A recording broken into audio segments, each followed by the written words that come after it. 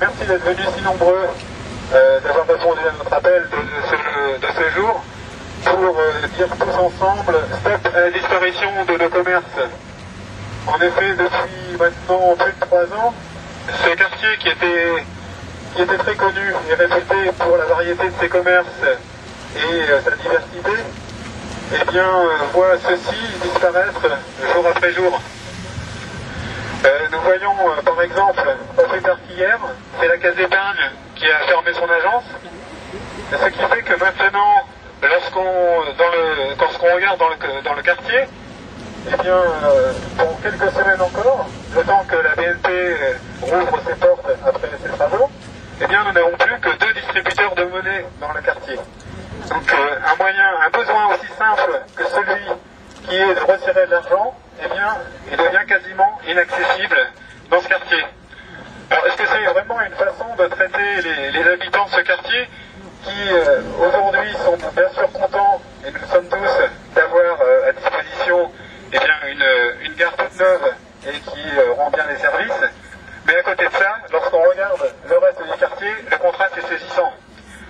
Alors c'est vrai qu'on nous promet un nouveau quartier pour dans 7-8 ans, et on veut tous croire qu'effectivement, lorsque tous les travaux de réaménagement seront terminés, eh bien le quartier sera beaucoup plus agréable.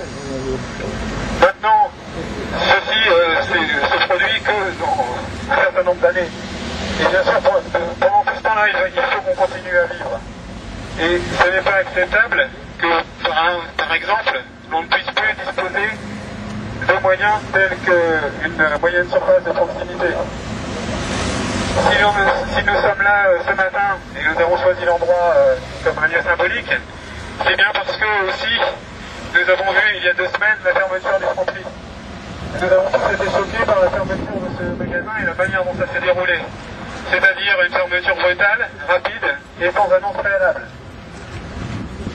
Ce qui fait qu'aujourd'hui, eh bien, de nombreuses personnes, et vous tous qui êtes là réunis avec nous aujourd'hui, eh bien, n'ont plus accès à une chose qui est de base, qui est le moyen de se ravitailler.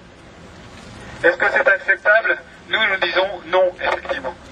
Donc maintenant, ce que nous souhaitons, c'est pouvoir bénéficier et continuer à pouvoir se ravitailler. Puisque, en fait, se ravitailler, c'est bien un besoin de base. Et je pense en particulier à toutes les personnes âgées qui habitent ce quartier, et elles sont nombreuses. Et pour certaines, elles sont dans ce quartier depuis très longtemps. Et dans ce quartier, eh bien, elles n'ont pas forcément les moyens, ni la possibilité de pouvoir emprunter un véhicule ou les transports en commun pour pouvoir se rendre dans un centre commercial qui est souvent situé bien loin d'ici. Alors donc pour tous les habitants de ce quartier, nous souhaitons eh bien, disposer de cette moyenne surface. Alors bien sûr, que faut-il faire? Nous adressons pour résoudre ce problème, bien sûr, à ceux qui ont les moyens d'agir.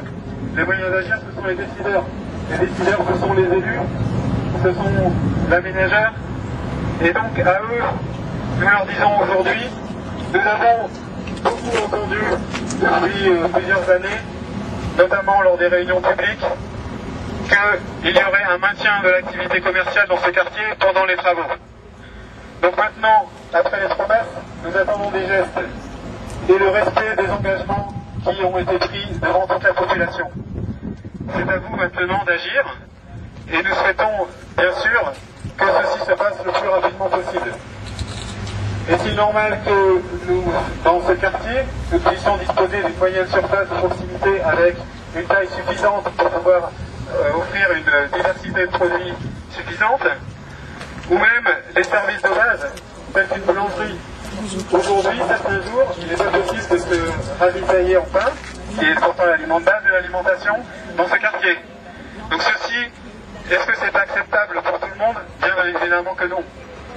Donc nous disons aujourd'hui, et en nombre, et je vous remercie encore d'être présents ici, nous disons stop à cette disparition progressive de tous nos commerces, et nous demandons à tous ceux qui peuvent agir, c'est-à-dire à nos élus et aux décideurs, eh bien de faire en sorte que ce quartier maintienne un niveau de vie acceptable. Nous ne demandons pas le luxe, nous demandons simplement le strict nécessaire, qui est celui de pouvoir se ravitailler et de pouvoir vivre convenablement dans ce quartier. Vous savez que l'association s'appelle Bien Vivre. Aujourd'hui, nous demandons tout simplement à vivre. Bien vivre, on verra effectivement un petit peu plus tard. On espère qu'on pourra continuer bien sûr à bien vivre, on l'espère tous. Mais aujourd'hui, ce que l'on veut, c'est vivre.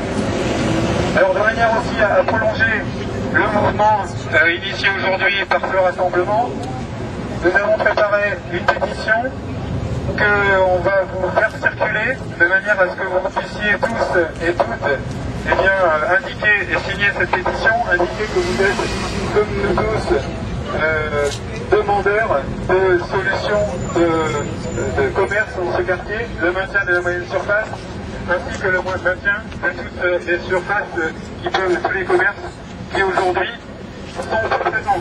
En effet, il faut quand même aussi ne pas oublier qu'il y a des commerces. Et les commerces, et les gens qui ont fait aujourd'hui le pari de s'installer dans le quartier, pour certains depuis quelques temps, pour certains depuis plus récemment, ont également besoin de nous et ils ont également besoin d'autres commerces. Le fait qu'il n'y ait plus de surface de proximité, c'est bien sûr un grand risque pour les commerces actuels, puisque eux bénéficient également du fait que les gens se déplacent dans une moyenne surface et voyant d'autres commerces, eh bien, peuvent être tentés d'aller dans ces autres commerces.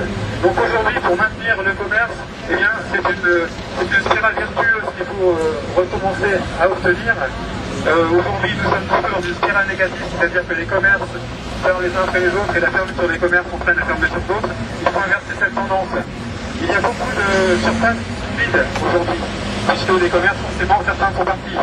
Eh bien, ce que nous demandons, c'est que ces surfaces soient mises à disposition, même gracieusement, puisque de toute façon aujourd'hui elles sont vides, elles soient mises à disposition d'autres commerçants qui souhaitent pouvoir s'installer, même provisoirement, de manière à pouvoir apporter des services à tous les riverains de ce quartier, de manière à ce que nous puissions continuer à y vivre convenablement.